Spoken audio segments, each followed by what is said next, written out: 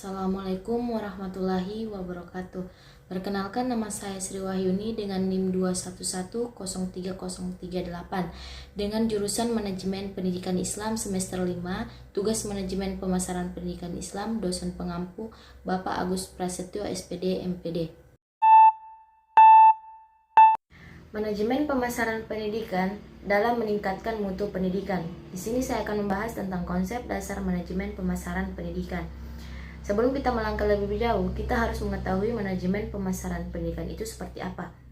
Manajemen berasal dari kata to manage, yang berarti mengelola. Pengelolaan dilakukan melalui proses dan dikelola berdasarkan urutan dan fungsi-fungsi manajemen itu sendiri.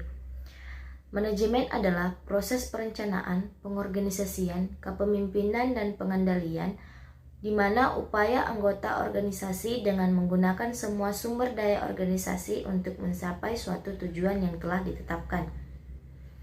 Manajemen pemasaran pendidikan memiliki arti sebagai suatu proses sosial dan manajerial yang dimana individu dan kelompok memperoleh apa yang mereka butuhkan dan inginkan dengan cara menciptakan serta saling menukar dan memanfaatkan jasa, seperti jasa pendidikan.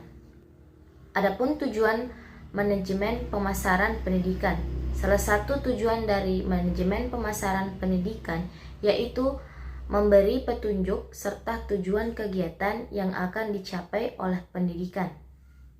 Ada beberapa ruang lingkup dari manajemen pemasaran, diantaranya yang pertama, analisis pasar, yang kedua, memilih sasaran pasar, yang ketiga, perencanaan pemasaran perusahaan atau lembaga, yang keempat, kebijakan dan strategi produk, yang kelima, kebijakan dan strategi harga, yang keenam, kebijakan dan strategi penyaluran, yang ketujuh, kebijakan dan strategi promosi organisasi pemasaran, yang ke-8 sistem informasi pemasaran, yang ke-9 pengendalian pemasaran, yang ke-10 manajemen penjual, yang ke-11 pemasaran internasional. Pada pemasaran ada beberapa model yang ingin dipasarkan. Yang pertama adalah barang, yang kedua adalah jasa, yang ketiga acara atau kegiatan, yang keempat pengalaman, yang kelima adalah tempat, yang kedelapan properti, yang ke-9 organisasi, yang ke-10 informasi dan ide. Proses manajemen pemasaran dalam meningkatkan mutu pendidikan. Menurut Coulter dan Fox, model proses perencanaan pemasaran pendidikan yang dapat diterapkan dalam pendidikan yaitu tahap pertama, harus menganalisis lingkungan yang terjadi pada saat ini serta melihat perkembangannya yang akan terjadi di masa yang akan datang, terkhususnya lembaga pendidikan. Kemudian tahap kedua, yaitu menganalisis sumber daya manusia atau SDM untuk melengkapi komponen pada lembaga pendidikan. Tahap ketiga, lembaga pendidikan tersebut membuat rumusan tujuan serta target pasar sasarannya. Tahap keempat, harus mampu membuat perubahan baik informasi, perencanaan pendidikannya serta pengendaliannya. Perencanaan pemasaran pendidikan terdiri dari beberapa bagian yang utama atau yang penting. Yang pertama, ringkasan eksklusif. Yang kedua, pasar saat ini. Yang ketiga, analisis isu dan peluang.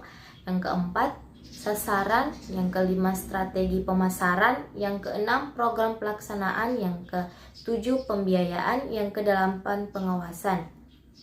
Pemasaran pendidikan perlu yang namanya pelaksanaan.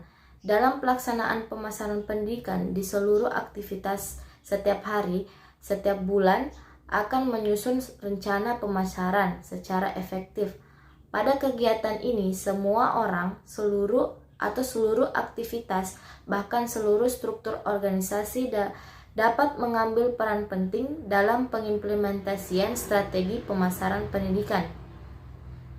Selanjutnya, dalam dunia pemasaran pendidikan amat sangat penting terkait dengan 5 yang biasa disebut 5P, di mana ada produk, produknya itu produk pendidikan, yang kedua preach, harga pendidikan, yang ketiga pledge, lokasi pendidikan, yang ketiga promotion atau promosi pendidikan, yang keempat person atau sumber daya pendidikan.